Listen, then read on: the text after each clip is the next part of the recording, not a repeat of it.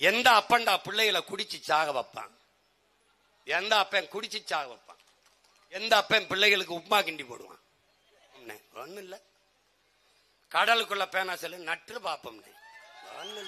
நான் சொல்றேன் சிரிப்பான். அந்த சீமா அப்படிதாங்க பேட்டிருப்பான், அவன் பேட்டிருப்பான் அப்படிதான் நினைச்சான். இப்ப பேரை சொல்றதுக்கே பயம் இருக்குது.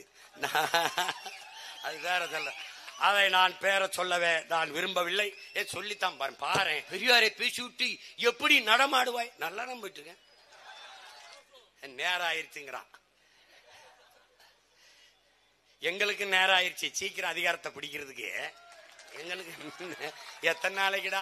இல்லை என்றால் இந்த நொறுக்கி குட்டி கிடக்கிற கற்களை போல என் முன்னே திரண்டிருக்கிற மக்களும் கற்குவியல்கள் தான் என்று கருதி கொண்டு போவேன். ஆனால் கடைசி வரை என் உடலிலே கடைசி உயிர் துளி இருக்கும் வரை இந்த மண்ணுக்காக மக்களுக்காக கத்தி கத்தி போராடி செத்தாலும் சாவனே ஒழிய சமரசம் செய்து 4-5 சீட்டு கோடி தெரு கோடியில் நின்றாலும் நிற்பேன்.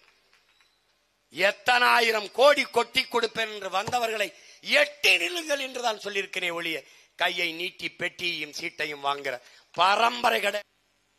எண்ணற்ற மாவீரர்கள் இந்த மண்ணிலே நின்று போராடி மாண்டதெல்லாம் இந்த மண்ணை காக்கத்தான்.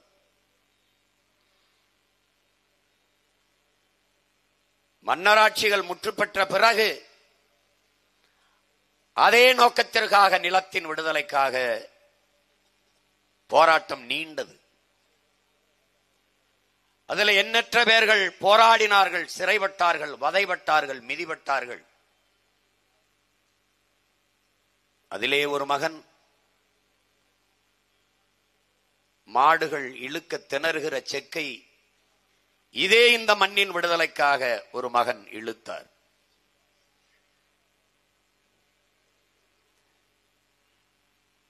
இந்த மண்ணின் மக்களின் மானத்தை, தன்மானத்தை, சுயமரியாதை காப்பதற்காக சுதேசி கப்பல் என்று சொத்தவளவையும் வித்து மற்றவர்களிடத்திலே கொடைகளை பெற்று ஒரு கப்பலை வாங்கி ஓட்டி தமிழனின் மானத்தை காத்து கப்பல் ஓட்டிய தமிழன் என்ற புகழ் பெற்றவர் நம்முடைய பாட்டனார் வ.உ. சிதம்பரனார் அவர்கள். அவர் செக்கிழுத்ததும் சொத்தவளையும் விற்றுவிட்டு ஏழ்மை வறுமையை சந்தித்து மன்னனை விற்று வாழ வேண்டிய நிலைக்கு தள்ளப்பட்டதும் இந்த மண்ணின் விடுதலைக்காகத்தான். எந்த மண்ணை காக்க நமது பாட்டன் செக்கை இழுத்து சிறைப்பட்டு வதைப்பட்டு இருந்த வளத்தை, நிலத்தை, சொத்தை எல்லாவற்றையும், செல்வங்களை எல்லாம் இழந்து நின்றானோ இன்றைக்கு அதே மண்ணை விற்று செல்வந்தர்களாக வாழ்கிற நிலை உருவாகிவிட்டதை அன்பு சொந்தங்களே. இந்த நாட்டிலே களவு செய்பவன், திருடுபவன், நிலத்தின் வளத்தை கொள்ளையடித்து கொழுப்பவன் எல்லாம் சமூகத்தில் பெரிய மனிதர்கள், போற்றத்தக்கவர்கள். அண்மையிலே நானும் என் தம்பி துரைமுருகனும் பேசிக் கொண்டிருந்தோம். அதற்கு சான்று புஷ்பா என்கிற ஒரு திரைப்படம். அது போன்ற திரைப்படங்கள் தான் இன்று ஏகப்பட்ட படங்கள் உருவாகி வெற்றிகரமாக ஓடுகிறது. மக்களின் மனநிலையை மாறிக்கொண்டிருக்கிறது. சந்தன மரக்கட்டையை வெட்டி விற்பது, கடத்துவது என்பது சட்டப்படி குற்றம். ஆனால் தொடர்ச்சியாக அந்த குற்ற செயலை செய்கிறவன் கதையிலே கதாநாயகன், ஹீரோ. அதை தடுக்க போராடுகிற காவல்துறை அதிகாரி வில்லன், கெட்டவன். கடைசியாக அவனால் முடியாமல் தோற்று போய் அந்த காவல்துறை அதிகாரி தற்கொலை செய்து கொண்டு செத்து போகிறான். இந்த களவாணி கதாநாயகன் வென்று விடுகிறான். சமூகம் எப்படி கட்டமைக்கப்படுகிறது என்பதை அறிவார்ந்த என் தமிழ் சமூக மக்கள், என்னிலும் இளைய என் தம்பி தங்கைகள் சிந்தித்து பார்க்க வேண்டும். இன்றைக்கு உங்கள் பிள்ளைகள் நாங்கள் பேசுவது ஏதோ இவர்கள் பேசிக் கொண்டிருக்கிறார்கள். தென்காசியிலே ஒரு ஓரத்திலே இத திருக்கோயில், ஏதோ ஒரு கோயில், ஒரு என்ன ஊர் என்று கூட தெரியவில்லை, செங்கோட்டையில் பேர் நன்றாகத்தான் இருக்கிறது. பேர்ல தான் தமிழனுக்கு கோட்டை இருக்கிறது, ஒன்றும் இல்லை. என் அன்பு மக்களே, என் அருமை சொந்தங்களே, என்னிலும் இளைய என் தம்பி தங்கைகளே,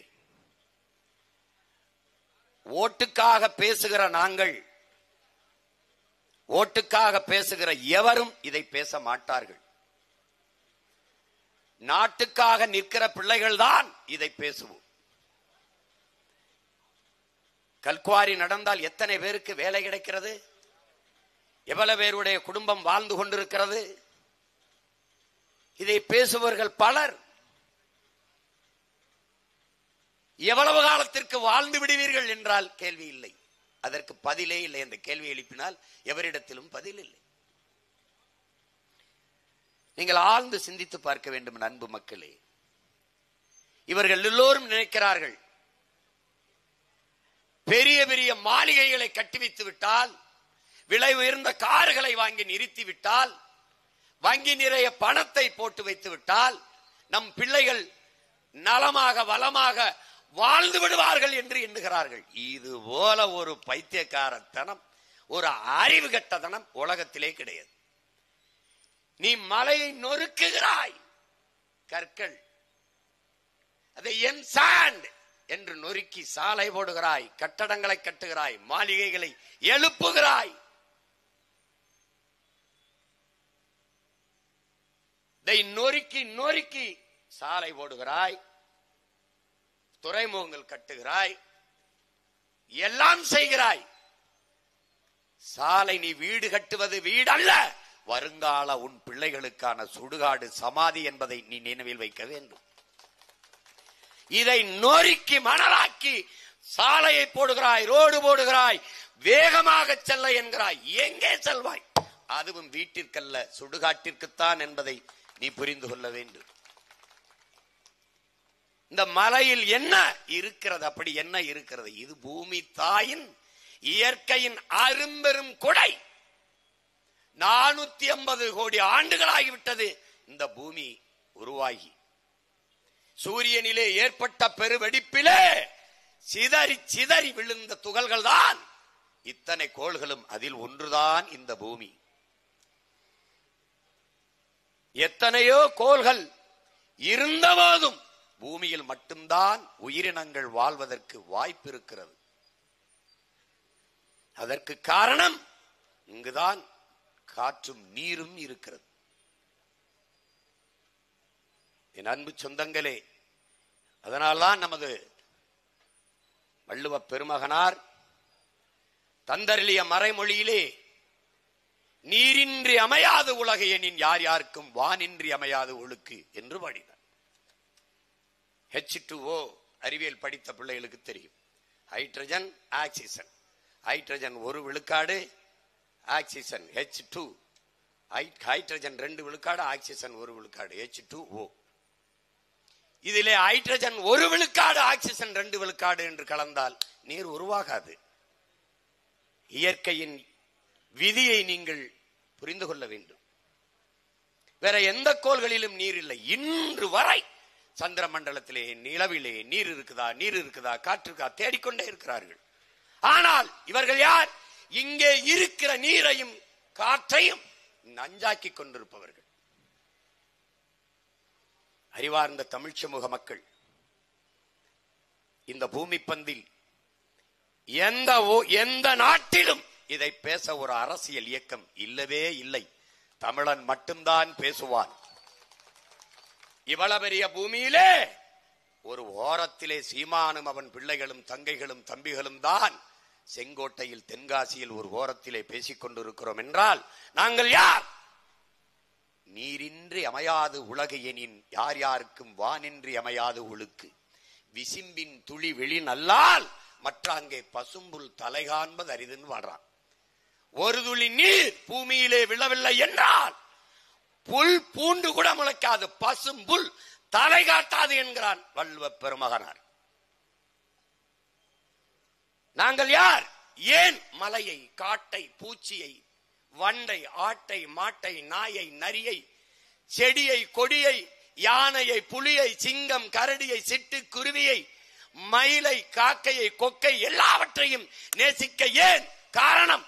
நாங்கள் உயிர்மை நேயர்கள். எத்தனை சமயங்கள், எவ்வளவு வழிபாடு. யாருடைய இறைக்கு முன்பும் இப்படி ஒரு அரிதான காட்சி. என்னுடைய சிவனை வணங்க காளையை வணங்க வேண்டும். கழுத்திலே பாம்பு. என்னுடைய முருகனை வணங்க அருகிலே மயில், பாம்பு, கொடியிலே சேவல். மாரியம்மாவா சிங்க ரூபிணி, ஐயப்பனா புலி மேலே அமர்ந்திருப்பார், புள்ளையாரா எலி வாகனம். இப்படி எந்த இறையை நாங்கள் வணங்க சென்றாலும் முன்பு விலங்குகளை, மற்ற உயிரினங்களை வணங்கித்தான் அவர்களை வணங்க வேண்டும் என்ற நிலை ஏன் வந்ததென்றால், உயிரினங்களை போற்றுகிற, மற்ற உயிர்களை போற்றுகிற உயிர்மை நேயர்கள் தமிழர்கள் என்பதால். அதைத்தான் எங்களுடைய மூதாதை வள்ளலார் பெருமகான் வாடிய பயிரை கண்ட போதெல்லாம் வாடினேன் என்கிறார். பயிருக்கும் உயிர் இருக்கதடா என்று வாடினேன் என்கிறார். காக்கை குருவி எங்கள் சாதி, நீல் கடலும் மலையும் எங்கள் கூட்டம்,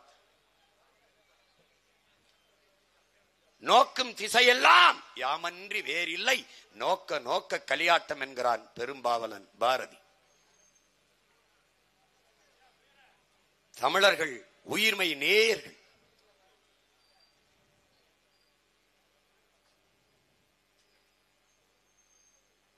உலகத்தில் இப்படிப்பட்ட பெருமை எந்த இனத்திற்கு உண்டு? மண்ணை ஆண்ட மன்னர்களே கொடை வள்ளல்களாக இருந்திருக்கிறார்கள். பாரி ஓரி காரி பேகன் ஆய் நல்லி அதியமான் என 7 வள்ளல்கள். அதிலே பாரியும் பேகனும் ஆக சிறந்தவர்களாக புறப்பொருள் வெண்பா மாலை பாடி வைக்கிறது. இந்த காரணம் என்ன? மற்றவர்களாம் கேட்டுக் கொடுத்தார்கள், அது கொடைதான். ஆனால் சிறந்த கொடையாக அமையவில்லை. கேட்காமல் கொடுப்பது கொடை, சிறந்த கொடை. ஆனால் அதனினும் மேலானது கேட்கும் திறனற்ற உயிர்களுக்கு கொடுப்பது. பாரி இடத்திலே முல்லைக்கொடி தேரை நிறுத்திவிட்டு போய் என்று கேட்கவில்லை, கொடுத்தான். மயில் பேகனிடத்திலே போர்வையை தா என்று கேட்கவில்லை, தந்தான். கேட்கும் திறனற்ற உயிர்களுக்கு கொடுத்தான். அதனால்தான் கொடையிலே ஆகச் சிறந்த கொடையாக, கொடை வள்ளல்களாக பாரியும் பேகனும் போற்றப்படுகிறார்கள். இந்த செயல் பைத்தியக்காரத்தனமானது. முல்லைக்கு குச்சியை உண்டினால் போதும் போதும். மயில் குளிரில் நடுங்காத அப்போதுதான் மகிழ்ச்சியாக தோகை விரித்து ஆடும். ஆனால் அதற்கு ஆபத்தோ என்று கருதினான் என் பாட்டன் பேகன், போர்த்தினான். செயல் இழிவானது, பைத்தியக்காரத்தனமானது, மடத்தனமானது, அறிவுட்டதனமாக தெரிகிறது. ஆனால் மேலோங்கி நிற்பது என் முன்னவனின் உயிர்மை நேயம்.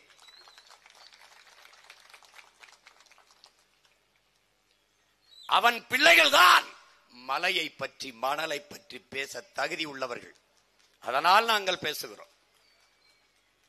மலை என்பது மலை அல்ல, என் பூமி தாயின் முலை மார்பு என்பதை கற்றறிந்த தமிழ் பிள்ளைகள் அறிந்து கொள்ள வேண்டும். நம் தாயின் மார்பில் இருந்து நமக்கு பால், பூமி தாயின் மலை மார்பில் இருந்து நமக்கு அருவி. அறிவார்ந்த தமிழ் தம்பி தங்கைகளே, எதிர்கால இந்த தமிழ் சமூகத்தை மாற்றி படைக்க காத்து நிற்கிற இளைய தலைமுறை புரட்சியாளர்களே, நீங்கள் வெறும் ஓட்டாளர்களாக இல்லாமல் இந்த நாட்டாளர்களாக மாறுகிற வரை உங்கள் அண்ணன் இந்த மண்ணிலே கத்திக்கொண்டுதான் நிற்பேன். ஒரு நாட்டின் வளங்களிலே ஆகச் சிறந்த வளம் அறிவு வளம் தான். ஒரு நாட்டின் எதிர்காலம் அந்த நாட்டின் வகுப்பறையிலே தீர்மானிக்கப்படுகிறது. ஒரு நாட்டின் நலன் அந்த நாட்டின் வீட்டின், ஒவ்வொரு வீட்டின் சமையல் அறையிலும் தீர்மானிக்கப்படுகிறது. அந்த நாட்டின் நலம் என்பது ஒவ்வொரு வீட்டின் சமையல் அறையிலும் தீர்மானிக்கப்படுகிறது. ஏனென்றால் உணவுதான் மருந்து.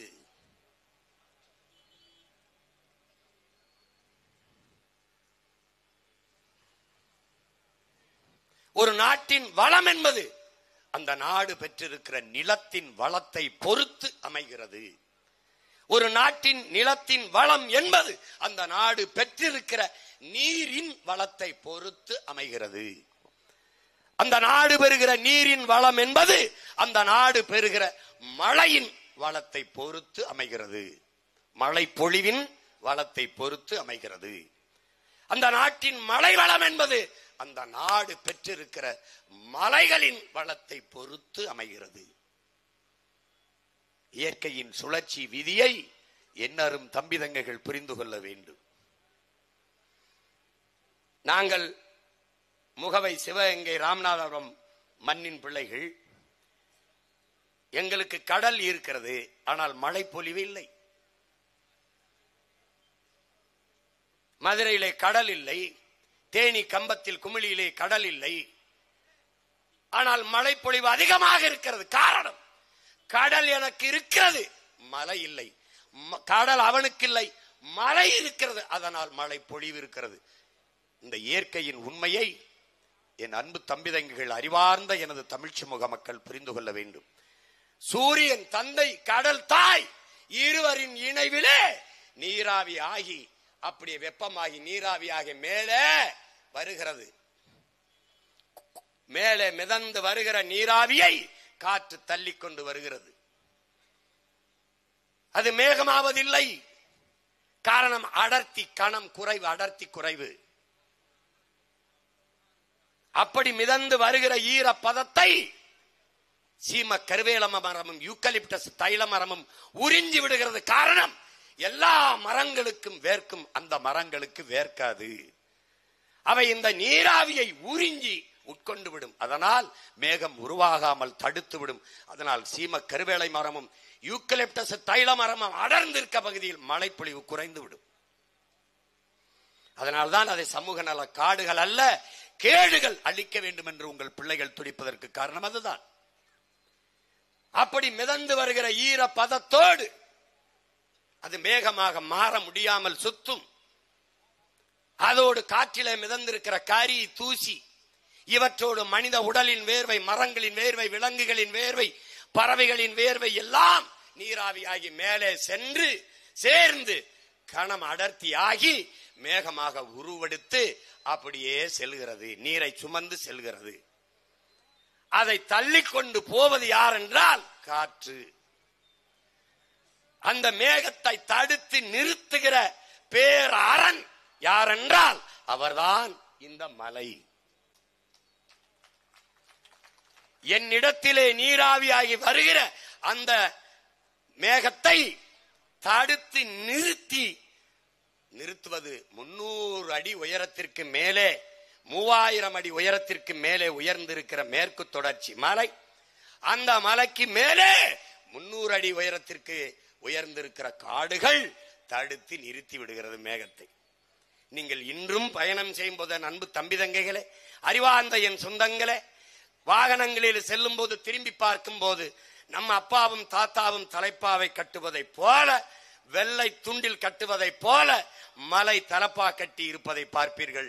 மேகம் வெள்ளையாக மலை மேலே படுத்திருப்பதை அவர் தடுத்திருப்பார். எங்கே குளிர்ச்சி இருக்கிறதோ அங்கே மேகம் மலையை கொட்டிவிடும். மலை மேலே உயர்ந்திருக்கிற அடர்ந்த காடுகள் எப்போதும் குழு குழு என்று குளிர்ச்சியாக இருப்பதால் மேகம் மலையை அங்கே கொட்டி விடுகிறது. இதைத்தான் நம்முடைய அப்பா நம்மாழ்வார் அவர்கள் மேகத்தை அறுவடை செய்து மழையாக பூமிக்கு கொண்டு வருகிற ஆற்றல் மரங்களுக்குத்தான் உண்டு. அதனால்தான் மரம் வளர்ப்போம், மழை பெறுவோம் என்று நாம் எழுதி வைக்க காரணம் அதனால்தான். அந்த மலை அங்கே கொட்டுகிற மழை பொழிவை உடனே உருண்டு பூமிக்கு வரவிடாமல் தடுக்குகிற பேராற்றல் கொண்டதாக மரங்கள் இருக்கிறது. அது இலைகளிலே கொட்டி அப்படியே வேரிலே கசிந்து, மரத்திலே கசிந்து பல காலங்களாக அந்த இலைதலை மக்கி மக்கி வேரோடு இருந்து அதுவே ஒரு மண்ணாக புது வடிவம் எடுத்திருக்கிறது.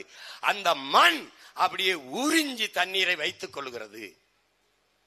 அங்கிருந்து உருண்டு ஓடி வருகிற நீரை அப்படியே சோலை காடுகள் என்று புற்கள் அடர்ந்து இருக்கிற பகுதிகள், அந்த புற்கள் தன் உணவுக்காக நீரை வேர்களிலே பிடித்து வைத்துக் கொள்கிறது. பிறகு அங்கிருந்து உருண்டு வருகிற அந்த நீரை கிராஸ் லேண்ட், புல்வெளி என்று இருக்கிற சமதளத்தில் இருக்கிற புல்வெளிகள் அப்படியே நீரை தேக்கி வைக்கிறது. அங்க இருக்கிற புற்கள் வேர்களிலே தங்கள் உணவுக்காக பிடித்து வைக்கிறது. அதிலும் இருந்து சில சில சில சில சில சில துளிகள் உருண்டு உருண்டு ஒரு சின்ன பிள்ளைக்கு தட்டிலே சோறை வைத்தால் அள்ளும் போது 4 வரிக்கை உள்ளே 2 வரிக்கை கீழே விழுமே, அது போல இந்த புற்கள் தன் உணவுக்கு போக மீதி இருக்கிற துளிகளை உருட்டி விடுகிறது. பல கோடிக்கணக்கான புல்களில், இலைகளில், மரங்களில் இருந்து உருண்டு ஓடி வருகிற நீர்த்துளிகள் சேர்ந்துதான் அருவியாக கொட்டுகிறது. அதுதான் நீ பார்க்கிற குற்றால அருவி. குற்றால அருவி. நீ அருவியாக கொட்டுகிற நீரை பார்க்கிறாய். அதை கொட்ட வைக்க பல கோடிக்கணக்கான உயிரினங்கள் வேலை செய்கிறது என்பதை நீ புரிந்து கொள்ள வேண்டும். இதை யார் கற்பிப்பா? அப்பாவோ கொப்பாவோ தாத்தாவோ எவனும் கற்பிக்க மாட்டான். யார் கற்பிப்பா? தமிழ் தாயின் பிள்ளைகள், இந்த மண்ணின் மக்கள், உங்கள் பிள்ளைகள் நாங்கள் தான் அக்கறையோடு சொல்வோம். இது ஓட்டுக்கான பேச்சா? இல்லை. ஆனால் நாங்கள் பிறந்த நாட்டுக்கான பேச்சு, எதிர்கால எங்கள் பிள்ளைகள் வாழப் போகிற நாட்டுக்கான பேச்சு, அதுதான் எங்கள் மூச்சு. அப்படி உருண்டு ஓடி வருகிற அருவி, ஆறை நாம் வெட்டவே இல்லை, உருவாக்கவில்லை.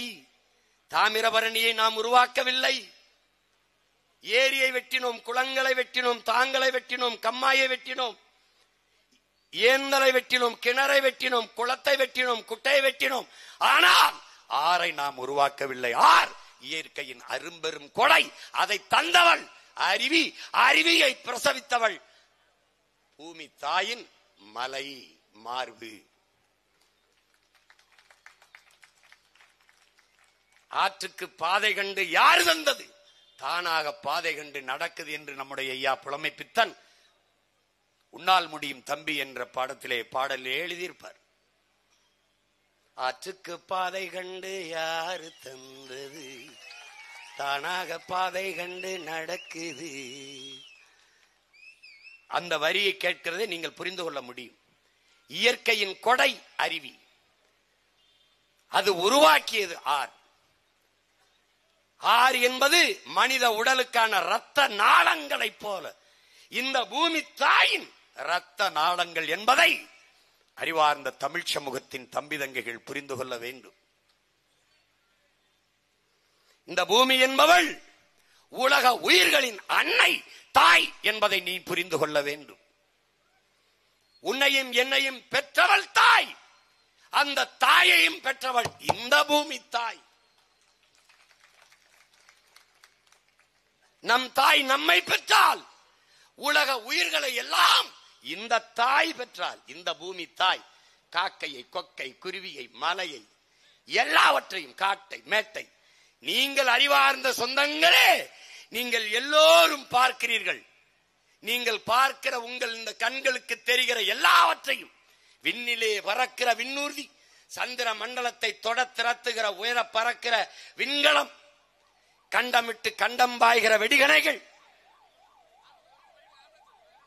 நீரிலே மிதக்கிற கப்பல், இதே இதே இதே மணலை மலையை வெட்டி ஏத்துகிற இந்த பார உந்துகள், உயிரை காக்க ஓடுகிற இந்த அவசர ஊர்தி, உயிர் காக்கும் ஊர்தி, இதே எல்லாவற்றையும் நான் பேசுகிற இந்த ஒளி வாங்கி, இந்த ஒளியை பெருக்கி தருகிற ஒளி பெருக்கி, நான் பேசுவதை பதிவு செய்கிற இந்த ஒளிப்பதிவு கருவிகள், நீங்கள் கழுத்திலே அணிகிற வைரம், தங்கம், மோதிரம், வைடூரியம், மாணிக்கம், மரகதம், எல்லாவற்றையும்,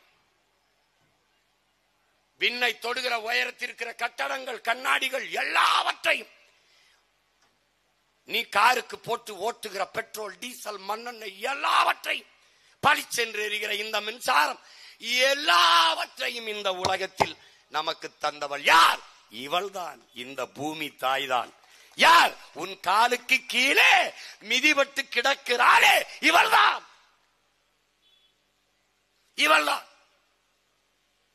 பேரன்பு கொண்டு நாங்கள் நேசிக்கிற என் அன்பு சொந்தங்களே, நம்மை பெற்ற தாய் தாய் 10 மாதம்தான் சுமக்கிறாள். பிறகு இறக்கி விடுகிறாள். முதலாக தாயின் மடியில் இருந்து காலை எடுத்து முதலடி வைப்பதும் இந்த பூமி தாயின் மடியில் தான். இறந்த பிறகு, செத்த பிறகு புதைந்தோ எரிந்தோ சாம்பலாவதும் அவள் நெஞ்சில் தான், அவள் மடியில் தான். வாழ்நாள் முழுமைக்கும் நம்மை சுமப்பவள் இந்த பூமி தாய் தான். ஆதலினாலே என் அன்பு மக்களே, இந்த பூமி தாயை, உன் தாய் நிலத்தை பேரன்பு கொண்டு காதலியுங்கள் என்று ஈழத்தூர் பாவேந்தன் புதுவை ரத்தினதுரை பாடி வைக்கிறார். கவிக்கோ அப்துல் ரஹ்மான்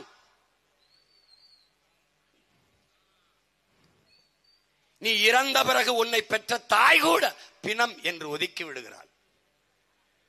ஆனால் 10 மாதம் வயிற்றிலே சுமந்த தாய் கூட உன்னை பிணம் என்று ஒதுக்கி விடுகிறாள். அதன் பிறகு தன் வயிற்றுக்குள்ளே உன்னை வாங்கி தாங்கிக் கொள்கிறாள் பூமி தாய். உன் தாயிலும் மேலானவள் இந்த தாய். முத்தமிழ் பேரறிஞர் ஐயா வைரமுத்தவர்கள் தாய்ப்பாலும் தண்ணீரும் மலிவாக கிடைப்பதனாலேயே இந்த மானுட சமூகம் அதை மதிப்பதில்லை என்கிறார். காலுக்கு கீழே மிதிபடுவதனாலேயே பூமியின் மதிப்பு இந்த மனிதர்களுக்கு தெரிவதில்லை என்கிறார். எல்லாவற்றையும் தந்த இந்த பூமி தாய்க்கு நீ தந்தது என்ன?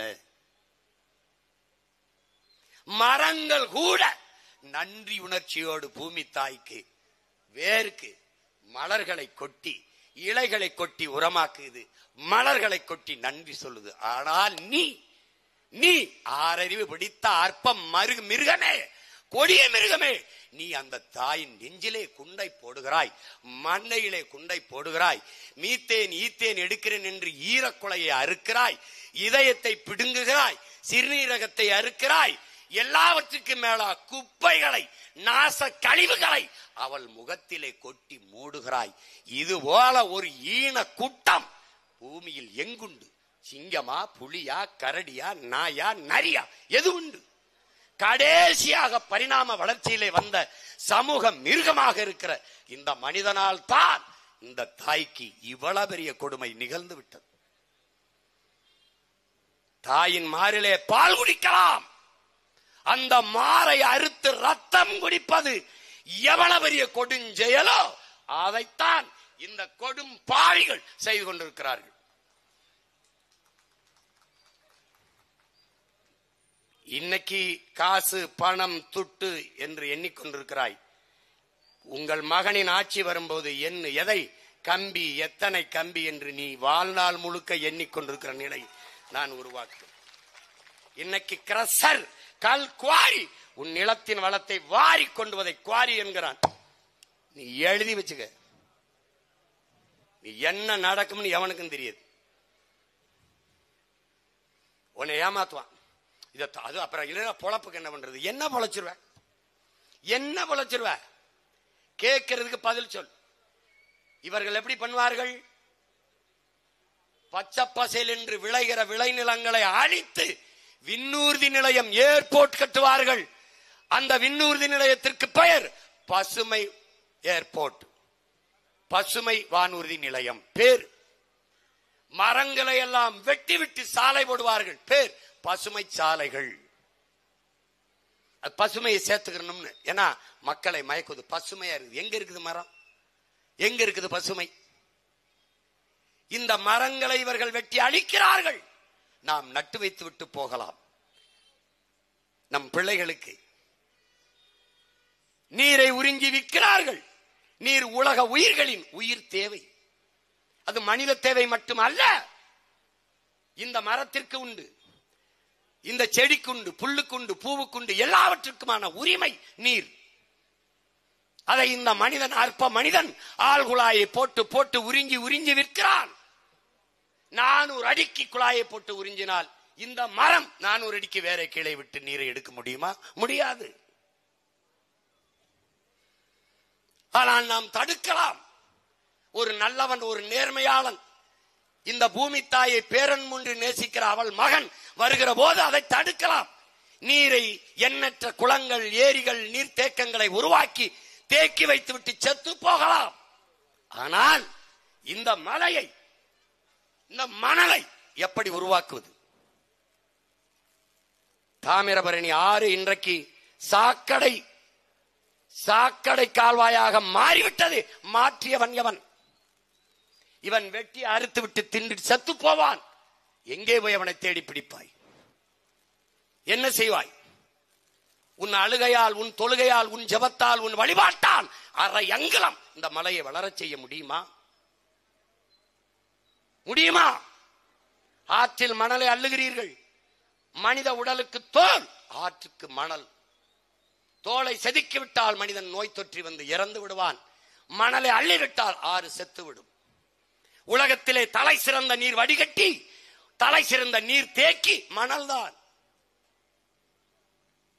அந்த ஆற்றல் உலகத்தில் எவனுக்கும் இல்லை. இதே தூத்துக்குடியிலே கடல் இருக்கிறது, செல்லுங்கள். கடல் நீரை அள்ளி குடித்து பாருங்கள், உப்பு கைக்கும். 2 அடி தள்ளி வாருங்கள், 2 அடி. கடற்கரை மணலை தோண்டுங்கள், தண்ணீர் வரும், எடுத்து குடிங்கள். உப்பு கச்சால் என்னை செருப்பால் அடியுங்கள், கரிக்காது. ஏன்? மணல் வடிகட்டி விடுகிறது. சிறந்த நீர் வடிகட்டி தூய நீரை தரும். சிறந்த நீர் தேக்கி மணல் அப்படியே வச்சிருக்கும்.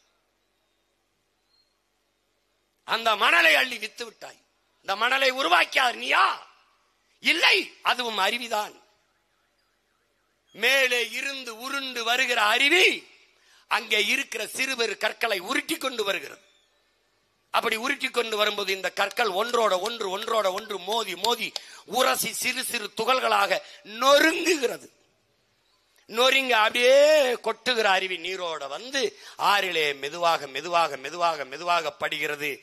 அரை அங்குலம் ஆற்று மணல் உருவாக 100 ஆண்டுகள் ஆகிறது. நீ 30 அடி 40 அடி இரும்பு கை கொண்டு பொக்கிளன் எந்திரம் கொண்டு அள்ளி வித்தான். எத்தனை லட்சம் ஆண்டுகள், எவ்வளவு ஆயிரம் ஆண்டுகளாவது இந்த மணல் மறுபடியும் உருவாக. ஆறு செத்து விட்டது. அதை உயிர்ப்பித்து விட முடியுமா? காப்பாற்றி விட முடியுமா? முடியாது. ஏன்? அருவி தான் உயிர்ப்பிக்க வேண்டும். அருவி எங்கிருந்து வருகிறது? மலையில். மலை இப்போது எங்கே? மணல் நொறுக்கி விட்டான். இந்த மணல் தீர்ந்தது, ஆற்று மணல். அடுத்து எங்கே? மலை மணல், எம் சாண்ட் என்று போயிட்டார். சிவபெருமானிடத்திலே பத்மாசுரன் வரம் வேண்டி நிற்கிறான். என் மக்களே, நீண்ட தவத்திற்கு பிறகு சிவன் முன்னே வந்து என்ன வரம் கேள் என்று கேட்கிறான் பத்மாசுரனிடத்திலே. நான் யார் தலையிலும் கை வைத்தாலும் அவன் எரிந்து சாம்பலாக வேண்டும் என்று வரம் கேட்கிறான். தந்தேன் என்கிறார் சிவபெருமான். பத்மாசுரன் என்ன செய்கிறான்? நீ கொடுத்த வரம் பலிக்குதா இல்லையா என்று பார்ப்போம், உன் தலையில் கையை வைத்து பார்க்கிறேன் என்று கை வைத்தான். தெரிச்சு ஓடுகிறார் சிவன். எங்கே இருந்து அருவி வந்தது? எங்கே இருந்து ஆறு வந்தது? எங்கே இருந்து மணல் வந்தது? இந்த மணலை தின்னு ஆறை கெடுத்த பிறகு எங்கிருந்து வந்தது? மலை. வைத்தான் கையை மலையிலே, எம் சாண்ட். நீ எழுதி வச்சுக்கடா, நான் சத்தியத்தின் மகன்டா. இந்த பூமி தாயை நான் பேரன் கொண்டு காதலிக்கிறது உண்மைனா நான் வெல்லுவேன், வருவேன். என்ன நடக்கும்னு எனக்கே தெரியாது.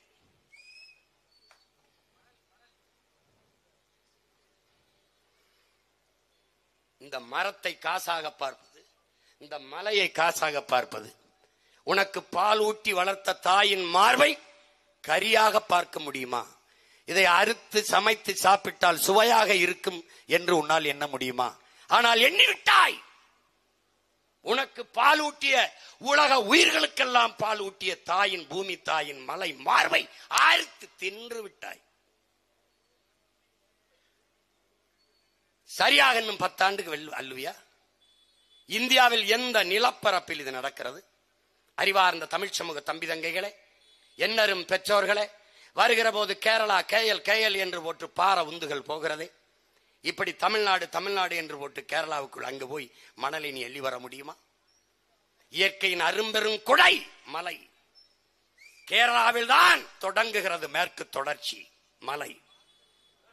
அவர்களுக்கு துறைமுகம் விழிஞத்திலே, அவர்களுக்கு தேவை கற்கள், மணல், வீடு கட்ட, கட்டடங்கள் கட்ட, சாலை போட. ஏன் அவர்களிடத்திலே மலை இருக்கிறது? ஏன் வெட்டவில்லை? ஏன்? அங்க நல்ல ஆத்தாளுக்கும் அப்பனுக்கும் பிறந்தவன்,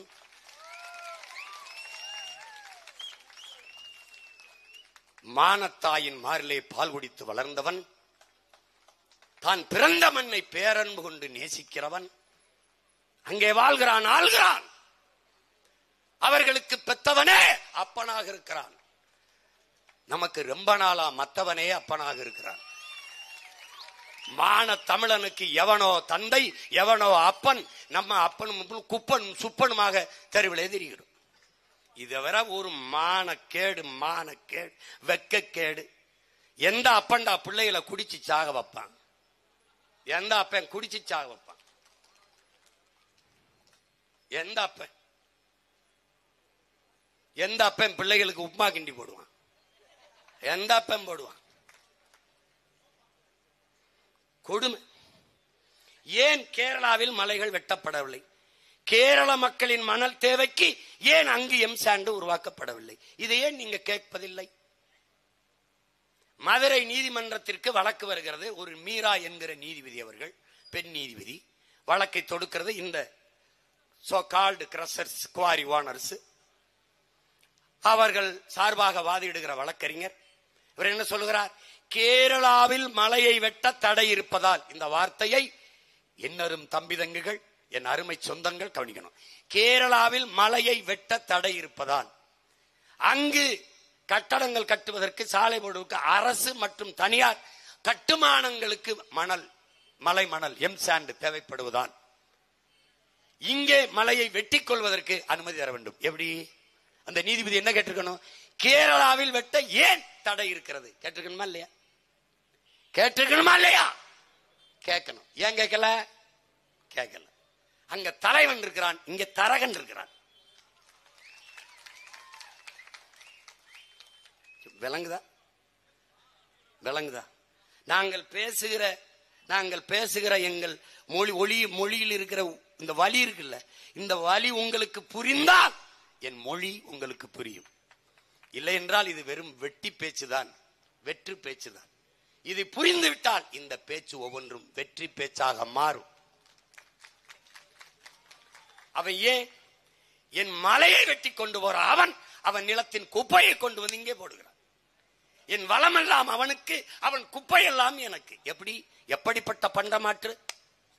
இந்த குப்பையை இங்கே கொட்டுகிறார்கள் என்ற ஆட்சியாளருக்கு தெரியாதா? மாவட்ட ஆட்சியாளருக்கு தெரியாதா? காவல்துறை அதிகாரிக்கு தெரியாதா? இந்த நாட்டின் சுகாதாரத்துறை அமைச்சருக்கு தெரியாதா? மனிதவள மேம்பாட்டுக்கு தெரியாதா? சுற்றுச்சூழல் அமைச்சகத்துக்கு தெரியாதா?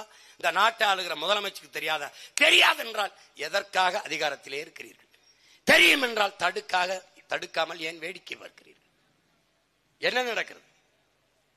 என் தாயின் மடி மற்றவர்களுக்கு குப்பை மேடா, குப்பை தொட்டியா? குப்பை தொட்டியா? அறிவார்ந்த தமிழ் சமூக மக்கள் என்னைக்கு விழிப்புற்று எழுவீர்கள்? என்னைக்கு உங்கள் தாய் நிலத்தை காப்பாற்ற துடிப்பீர்கள்? இந்த மலையை எப்போது நீங்கள் உருவாக்க முடியும்? எப்போது? எப்படி உருவாக்குவீர்கள்? யார் உருவாக்குவது? எந்த சட்டம் இதை உருவாக்கும்? எந்த திட்டம் இதை உருவாக்கும்? மழை இல்லாத நிலம் பாலைவனம் என்கிற அந்த புரிதல் கூட உங்களுக்கு இல்லையா? நீங்கள் படித்தது இல்லையா? மழை இல்லை என்றால் நிலம் பாலைவனமாகிவிடும். எத்தனை ஆயிரம் ஆண்டுகளுக்கு முன்பு, 2000 ஆண்டுகளுக்கு மேலே நம்முடைய முன்னவன் சிலப்பதிகாரத்திலே இளங்கோவடிகள் என்கிற நமது பாட்டனார், முல்லையும் குறிஞ்சியும் முறைமையில் திரியின் நிலம் நடுக்குற்று நல் இயல்பு கெட்டு பாலையனும் படிமம் கொள்ளுங்கிறான். முல்லையும் குறிஞ்சியும்னா, முல்லை காடும் காடு சார்ந்த இடமும், குறிஞ்சி மலையும் மலை சார்ந்த இடமும். இது இரண்டும் முழுமையில் திரியும் என்றால் மலையை நொறுக்கிவிட்டான் எம்சாண்ட், கல்குவாரி, கிரஸ்டர்.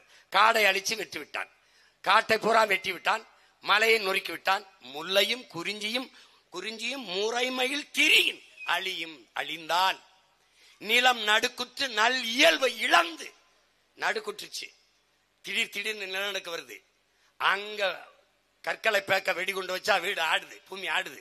நிலம் நடுக்குற்று நல் இயல்பு இழந்து பாலை எனும் படிமம் கொல்லும். பாலை இயற்கை திணை அல்ல, செயற்கை திணை. உருவாக்குபவன் எவன்? இவன் தான். பாலைனத்தில் என்ன வரும்? எந்த உயிரினமும் வாழ முடியாது. என்ன செய்வ? நீ வீடு கட்டி வாழ்வது போல பல லட்சக்கணக்கான உயிரினங்களின் வீடு இந்த மலை. மான், மயில், சிங்கம், புலி, கரடி, நாய், நரி, பாம்பு, காட்டு மிருகங்கள், எருமைகள் எல்லாம். ஒரு புலி செத்து போனால், என் அன்பு தம்பை தங்கைகளே, ஒரு புலி செத்து போனால் 25,000 மனிதர்களுக்கான குடிநீர் தேவை நின்று விடுகிறதுங்கிறான். குடிநீர் இருக்குல்ல, குடிநீர் பற்றாக்குறை ஏற்படுதுங்கிறான். குடிநீர் கிடைக்காம போயிருங்கிறான். ஒரு புலிக்கு 20,000 மனிதர்களின் குடிநீருக்கு என்னடா சம்பந்தம் நீ நினைக்கலாம். இந்த கிராஸ் லேண்ட், இந்த புல்வெளி, அந்த நீரை தேக்கி வைக்கிற நிலப்பரப்பு, மலையில நீங்க போகும்போது தெரியும். இந்த ஊட்டி கொடைக்கானல் போனீங்கன்னா அந்த புல்வெளியிலே இருக்கிற புற்கள் தன் உணவுக்காக நீரை தேக்கி வச்சு சிறுக சிறுக பூமிக்கு இங்க உருட்டி விடும்போது, அது கீழ்நிலத்துக்கு உருட்டி விடும்போது அருவியாக வருகிறது. அந்த புற்களை காட்டு எருமைகளும் காட்டு ஆடுகளும் மான்களும் உணவாக தின்று விட்டால், அங்கே நீரை சேமித்து வைக்கிற ஒரு தொழிற்சாலை இருக்குல்ல, ஒரு ஆள் இருக்குல்ல, புல், அது செத்து போகுது, அழிஞ்சு போகுது. அந்த மாடும் வரை ஆடுகளும் இந்த மானும் அந்த புற்களை தின்று அழித்தால் அங்கே நீரை சேமித்து வைக்கிற ஆற்றல் குறைகிறது. அதை தடுப்பது யார்? புலிகள். புலி என்ன செய்து? மானை வேட்டையாடி உண்ணுது, ஆட்டை வேட்டையாடி உண்ணுது, மாட்டை வேட்டையாடி உண்ணுது. இவையை அழிக்கப்படும் போது புல்களின் அழிவு குறைகிறது. குறைகிற போது நீரின் சேமிப்பு, அது கீழே அனுப்புகிற தண்ணீரின் தேவை உயர்கிறது. இதனால் என்ன சொல்றான் ஆய்வறிஞர்கள்? ஒரு புலியின் மரணம் 20,000 பேருக்கான நீரின் தேவை தட்டுப்பாட்டை உருவாக்குறது என்கிறார். நீ புலி செத்தா உனக்கு என்ன கவலைப்படலையே? லட்சக்கணக்கா புலி ஈழத்துல செத்தான், நீ கவலைப்படலையே? இப்ப கொஞ்சம் லட்சக்கணக்கான புலிகள் நின்று கத்திக்கிட்டு இருக்கோம், அதை பத்தி நீங்க கவலைப்படலையே? உனக்கு எதை பத்தி கவலை இருக்கு? உனக்கு எதை பத்தி? பணம் இருந்தால் வாழ்ந்து விட முடியும் என்று நினைக்கிற இந்த பைத்தியக்கார கூட்டத்துக்கிட்ட நாங்களும் 13 ஆண்டுகளா கத்தி கொண்டிருக்கிறோமே. உலகத்தில் மிகப்பெரிய பணக்காரன் இன்றும் வலையொலியில இருக்கிறது. என் அருமை தம்பி தங்கைகள் பார்க்கலாம். பெரிய செல்வந்தன் தன்னுடைய தங்கத்தையும் பணத்தையும் சேமித்து வைக்க பெரிய மாளிகை கட்டி இருந்தான். திறந்து திறந்து பார்த்து ஒவ்வொரு நாளும் எல்லாம் சரியாக இருக்கிறதா பாத்தி விட்டு பூட்டி விட்டு வந்து விடுவான். ஒரு நாள் உள்ளே சென்ற போது தானியங்கி கதவு தானாக மூடிக்கொண்டது. மூடிக்கொண்ட பிறகு அவன் சத்தம் போடுகிறான். வெளியே இருக்கிற அத்தனை ஆயிரம் வேலைக்காரர்கள் இருந்து அவனுக்கு ஒருத்தனுக்கு காதல கேட்கல. எங்கே முதலாளிய காணாமன்னு தேடுறாங்க. அவர் உள்ள போனது தெரியல. உள்ள போய் கத்துறான், கதறான், ஒன்னும் இல்ல. இன்னைக்காவது இந்த கண்காணிப்பு கருவி கேமரா இருக்கு, அன்னைக்கு ஒரு அளவும் இல்ல. அவன் அவ்வளவு பெரிய செல்வந்த அங்க இங்க ஓடிட்டு ஒன்னும் பசிக்கு தங்க கிட்டையும் சாப்பிட முடியல, பணத்தையும் சாப்பிட முடியல. 3-4 நாள் பட்டினி கிடந்து இந்த கையில தங்கம் இந்த கையில பணத்தை பிடிச்சபடி குப்பரை விழுந்து செத்து கிடந்தான்.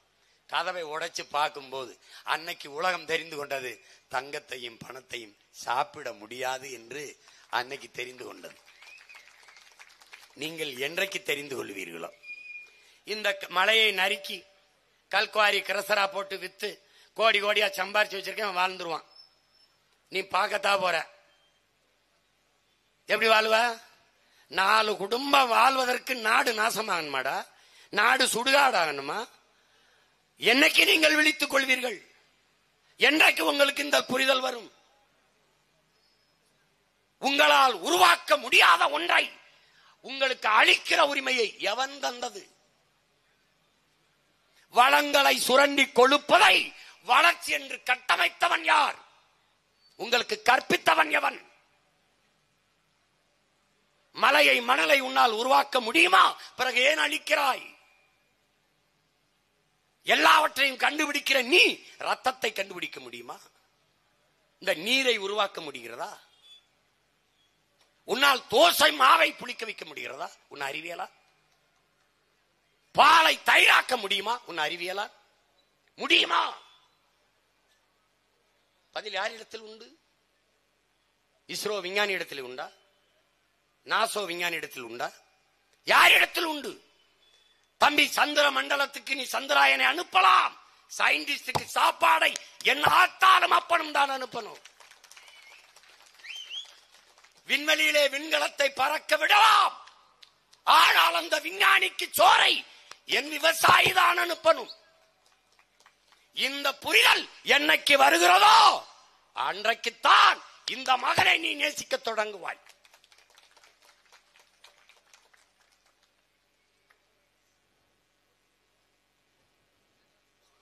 நீ எதை பற்றி கவலைப்பட்டிருக்க? புத்தன் சொல்லுகிறான், பூக்களில் தேனை வண்டுகள் தன் உணவுக்காக போய் உண்டுவிட்டு பூவுக்கு எந்த சேதமும் இல்லாமல் திரும்பி வருவது போல இந்த பூமியை நீ பயன்படுத்திக் கொள்ளணும்ங்கிறார்.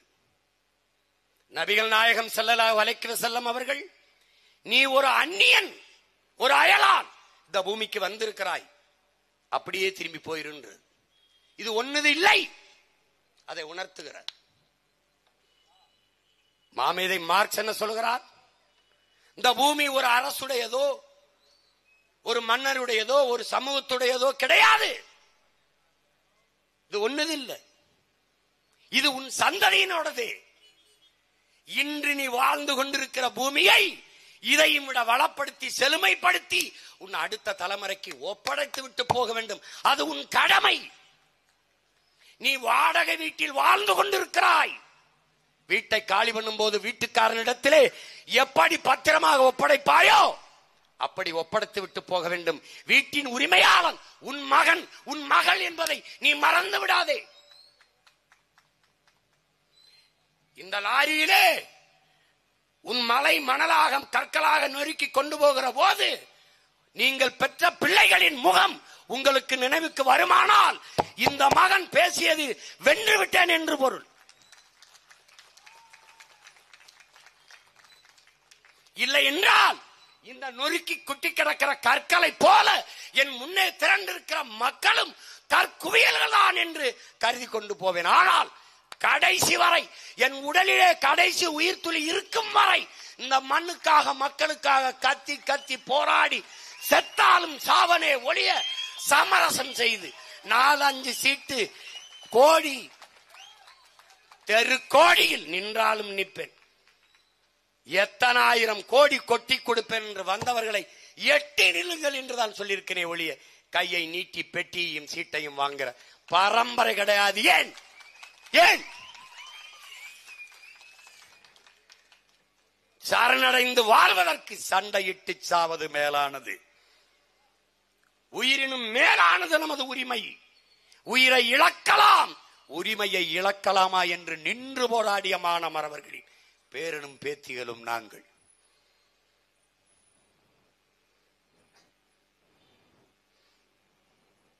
அறிவார்ந்த தமிழ் சமூக மக்கள் புரிந்து கொள்ளணும்.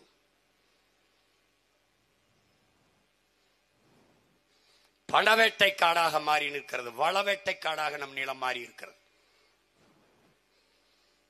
மீத்தேன் ஈத்தேன் எடுக்கிறேன் என்கிறார்கள். இதே எரிகாற்றை மீத்தேன் ஈத்தேன் இந்த பயாகேஸை மக்கிய இளதலை கழிவு, மனித கழிவு, ஆடு மாட்டு கழிவில் இருந்து எடுக்க முடியும் என்கிற நிலை இருக்கும்போது ஏன் என் பூமி தாயின் ஈரக்குலைய இதயத்தை, சிறுநீரகத்தை அறுக்கிறாய்? இதுதான் கேள்வி. சூரிய ஒளியில், காற்றாலையில், கடல் அலையில் மின்சாரத்தை தயாரித்துக் கொள்ள முடியும் என்கிற நிலை இருக்கிற போது எதற்காக என் தாயின் உடலை சிதைக்கிறாய்? நிலக்கரி நிலக்கரி என்று தோன்றுகிறாய். உலகத்திலே பாதுகாப்பான அணு என்று ஒன்றே கிடையாது என்கிறானே, அந்த அணு உலையை என் அன்னை தாய் நிலத்தின் முகத்திலே எதற்காக நிறுவுகிறாய்? எதற்காக? அணு உலைகள் என்றால் மின்சாரம் எப்படி? அணு உலை கண்டுபிடிக்கப்பட்டது மின் உற்பத்திக்காகவா? மின்சாரம் கண்டுபிடிக்கப்பட்டது அணு உலையாலா? யாரிடத்தில் பதில் இருக்கிறது?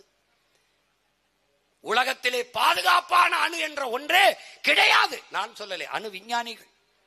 அணு குண்டின் மேலே அமர்ந்திருப்பதும் அணு உலைக்கு அருகிலே குடியிருப்பதும் ரெண்டும் ஒன்றுதான் என்கிறார்கள். இதை ஆட்சியாளர்கள் அறியாததா? அவர்களுக்கு அரியணை, எங்களுக்கு அழிவு. அதனால் அவர்களுக்கு கவலை இல்லை. இப்போதும் ஸ்டெர்லைட்டை தடுக்க வேலை நடக்கிறது. நடக்கட்டும், பார்க்க தானே போறேன்.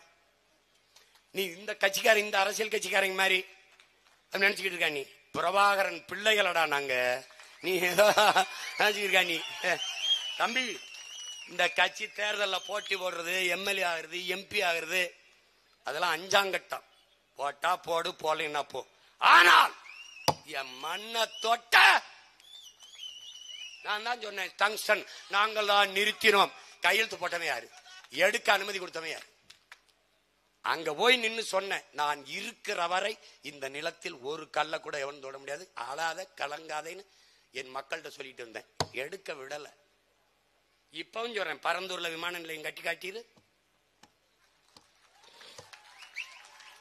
நான் இப்பவும் சொல்றேன்டா, இந்த நிறைந்த என் இன சொந்தங்கள் மானமும்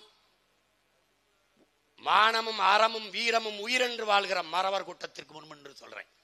தன்மானமிக்க தமிழ் மக்கள் முன்னாடி நின்று சொல்றேன், நான் இருக்கிற வரை நீ ஸ்டெர்லைட்டை திறக்கவே முடியாது.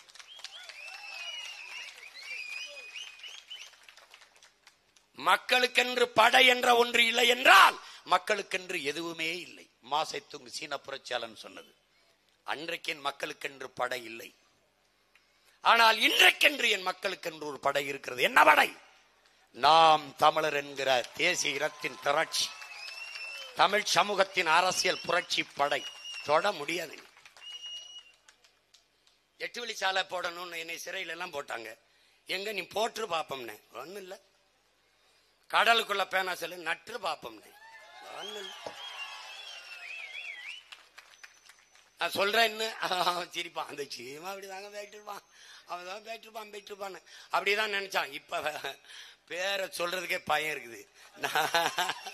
அது வேற சொல்ல, அதை நான் பேரை சொல்லவே நான் விரும்பவில்லை. சொல்லித்தான் பாரு, சொல்லித்தான் பாரு. நீ பெரிய அப்பா டக்கர் தானே, ஒரு தடவை சொல்லித்தான் பாரு, பேரை சொல்லித்தான் சொல்ல. இப்ப சொல்ல மாட்டா, இன்னொரு 2-3 வருஷத்துல சொல்லுவேன். எப்படி இருக்கு பாருங்க. வாய்ப்பில்லை ராஜா. நானும் என் தங்கை தம்பிகளும் இருக்கிறவரை வாய்ப்பில்லை. பகலவன் படத்துல ஒரு இருக்கும், நீ போலீஸ்காரனா புரட்சிக்காரனான்னு கேட்பான். இது ஓ வேலை இல்லையும்பா, இது ஒவ்வொருத்தரோட வேலையும்பா.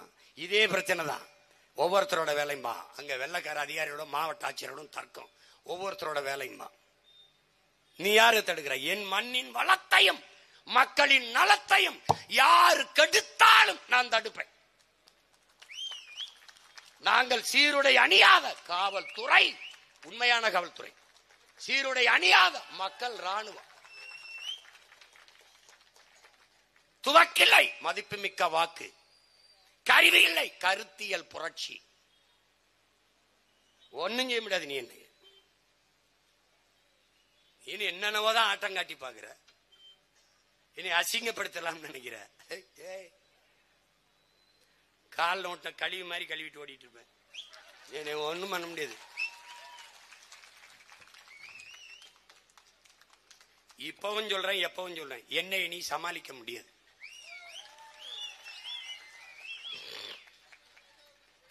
ஒண்ணும் பண்ண முடியாது. பெரியாரை பேசி விட்டு எப்படி நடமாடுவாய்? நல்லா தான் போயிட்டு இருக்கேன், அல்லாதான் போயிட்டு இருக்கேன். ஓ பெரியார் பெரியார் பெரியார் அப்படி ஓரமா உட்காந்து கத்திருப்பா. பாப்பா எனக்கு எண்ணற்ற பெரியார் இருக்காங்கப்பா, எண்ணற்ற பெரியார் இருக்காங்க. வச்சிருக்கேன் 8ஆம் தேதி யார் பெரியார்னு ஒரு கச்சேரி வைக்கிறேன். வா நீ வாப்பா வாப்பா வாப்பா. ஏங்க அவர் பயப்பட மாட்டாரு. பயம் என்பது என் பரம்பரைக்கே கிடையாது. வெள்ளக்காரன் அங்க ஒரு பெர்லாங்க அங்க இருந்து குறி வச்சு சுட்டு போடுவான். 3 கிலோமீட்டருக்கு அங்க இருந்து பீரங்கில கொண்டு போட்டுருவான். செத்து போயிருவேன். எனக்கிட்ட வாளும் வேலும் தான் இருக்கு. போட்டாங்கடா சண்டை என் பாட்டேன். அப்படிதான் வந்தான் வெள்ளக்காரன். நெற்கட்டும் ஜவலாம் ஏதோ பூலி தேவனாம ஒரு கை பாப்பம்னு வந்தான். டே மண்ணால கட்டிய கோட்டையை பீரங்கி குண்டுகள் தகர்க்க முடியலடா. அது மண்ணுடா. என் பாட்டனின் மன உறுதியிடாது. எந்த இடத்தில் படையை கிளப்பினானோ அதே இடம் வரை அடித்து புறமுது காட்டி ஓட வைத்த மறவன் பூலித்தேவனின் பேரனும் பேத்திகளும் உகந்திருக்கிறது. அழகுமுத்து கோணா அவன் ஒரு கை பாப்பட்டு வந்தான். அது இன்னொரு பாட்டே ஒருத்தர் இருக்கான் நமக்கு. நமக்கு உடன் பிறந்த ரத்த துரோகங்கள் தானே. மருதநாயம்னு ஒரு பாட்டன், அவனும் வீரன், 2 பேரும் சண்டை போட்டு பாட்டனை சிறைப்படுத்திட்டான். சொல்றாரு, துரோகத்தால் உன்னை வீழ்த்திட்டம் பாத்தியான்னு. நம்ம பாட்டை என்ன சொல்லிருப்பான்னு நினைக்கிறேன், செத்தாலும் நாங்கள் வீர மறவர்களாக சாபம் வரலாற்றில், நீ வென்றாலும் உன்னை துரோகி என்றுதான்டா பதிவு செய்யுங்கிற பாட்டேன். அழகுமுத்துக்கோன், உன்னுடைய துப்பாக்கி குண்டுகள் என்னுடைய ஆட்டு புழுக்கைக்கு சமமிடாங்கிறார். அந்த ரத்தத்துல கொஞ்சம் கூட வாடா எங்களுக்கு வாடல. மன்னர் கட்டபொம்மன் கோட்டையை விட்டு வெளியேறி விட்டான். உடன் பிறந்தார்களே வெளியேறி விட்டார். ஒரு பாட்டன் வெள்ளையத்தேவன் இறந்து விட்டான் போரிலே. இன்னும் ஒரு பாட்டன் மன்னர் கட்டபொம்மனின் தளபதி சுந்தரலிங்கனார் நிற்கிறார். அவரிடத்திலே மன்னர் கட்டபொம்மன், சுந்தரலிங்கம் வா சென்று விடலாம். மன்னர் இருப்பது மாறுவேடத்தில். ஏற்கனவே ஊமத்துறை பாட்டர்கள் மருதுவாண்டியர் இடத்திலே அங்கே அடைக்கலம் புகுந்திருக்கிறார். இவர் போகும்போது பாட்டன் சுந்தரலிங்கத்தை அழைக்கிறார், வா போய்விடலாம் என்று. நீங்கள் போங்கள் மன்னரே, நான் நிற்கிறேன். என்னை தாண்டித்தான் வெள்ளைக்காரன் இந்த கோட்டையை தொட முடியும் என்று ஒரு மகன் 8 நாட்கள் நின்று சண்டையிட்டு, 8 நாட்கள் ஒற்றை வீரன் அப்படி நிக்கிறா. ஒவ்வொரு தமிழ் மகனும் என்னை தாண்டிதான்டா என் மண்ணை, என் மலையை, என் காட்டை, என் நாட்டை நீ தொடணும் என்று நிக்கணும். அது வெளியிலிருந்து வந்த கொள்ளைக்காரன் இருந்தா பரவாயில்ல, இவன் கூட இருக்கிற கொள்ளைக்காரன் அடிக்கிறாங்கிறதான் பிரச்சனை இருக்கு. எப்படி இந்த மானையின உணர்வு எங்கடா அந்த மரபணு சோரம் போயிடுச்சா? நீ சோறு திங்காம பீசா பர்க்கர் தின்னதுனால வந்த பிரச்சனை இது. ஏசி கேஎஃப்சி கேஎஃப்சி கேஎஃப்சி அதுல வந்த பிரச்சனை நேரம் ஆயிடுச்சுங்கிறான். எங்களுக்கு நேரம் ஆயிடுச்சு சீக்கிரம் அதிகாரத்தை பிடிக்கிறதுக்கு. எங்களுக்கு எத்தனை நாளைக்குடா அழுது கொண்டிருக்கிறது. வாராது வந்த மாமணி போல் வந்த சுதந்திரத்தை தோற்போமாங்கிறான் எங்க பாட்டன் பாரதி. நம்ம பாட்டன் பாரதி சீமான் அவர் அப்பாங்கிறார், பாரதியை பாட்டன்கிறார். பெரியார் தந்தையாயி, ஸ்டாலின் எல்லாம் எங்களுக்கு அப்பாவாகும் போது பாரதி எங்களுக்கு பாட்டனாவும், பூவேசா எங்களுக்கு தாத்தனாவும் இருக்கக்கூடாதாடா? போடா போடா. அதுல தர்மமே வெல்லுமெனும் சான்றோர் சொல் பொய்யாமோ, கர்ம விளைவுகள் யாம் கண்டதெல்லாம் போதாதோங்கிறான். எத்தனை நாளைக்குடா அப்படி நாங்க கஷ்டப்படுறதுன்றான். வெல்லணும். நம் நிலத்தின் வளத்தை பாதுகாத்து இன்னொரு தலைமுறை வாழ்கிற பூமியாக அதை வைத்து விட்டு போகணும். குடிக்க நஞ்சில்லா நீர், சுவாசிக்க தூய காற்று, உண்ண நல்ல விஷமில்லாத உணவு, படிக்க நல்ல கல்வி, படித்தால் பார்க்க வேலை, வேலைக்கேற்ற சம்பளம், அதை கொண்டு வாழ்கிற பெருமை மிக்க வாழ்வு.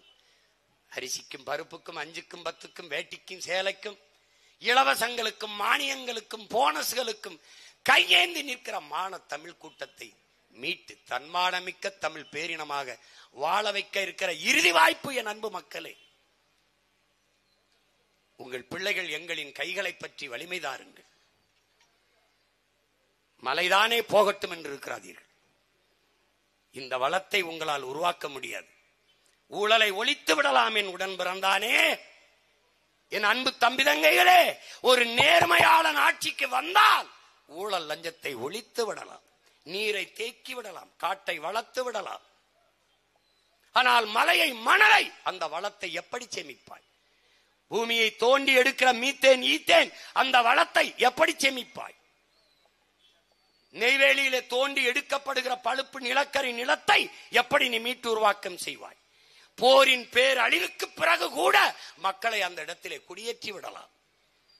ஆனால் அணு உலை வெடித்த இடத்திலே, மீத்தேன் ஈத்தேன் எடுத்து நிலத்தை நாசமாக்கிய இடத்திலே, நிலக்கரியை தோண்டி எடுத்த 65,000 ஏக்கரிலே மறுபடியும் நம் மக்களை குடியேற்ற முடியாது, மீள் குடியேற்றம் செய்ய முடியாது.